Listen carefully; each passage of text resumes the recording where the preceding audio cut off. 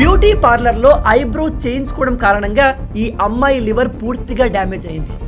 అదేంటి బ్రో, ఐబ్రోస్కి లివర్కి కనెక్షన్ ఏంటి అనుకుంటున్నారా? చెప్తా వినండి.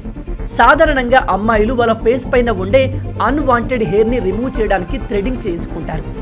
ఈ 28 సంవత్సరాల అమ్మాయి తన ఐబ్రో చేయించుకోవడానికి దగ్గరలో ఉన్న బ్యూటీ పార్లర్కి వెళ్ళింది.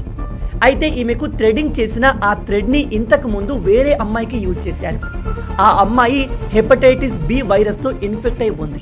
సేమ్ అదే దారాన్ని ఈ అమ్మాయికి యూజ్ చేయడంతో వైరస్ ఆమె బాడీ నుంచి ఈమె బాడీలోకి ఎంటర్ అయింది.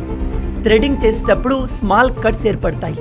అలా ఆ దారంపై ఉన్న వైరస్ ఈమె రక్తంలోకి చేరి లివర్ మొత్తాన్ని డ్యామేజ్ చేసింది.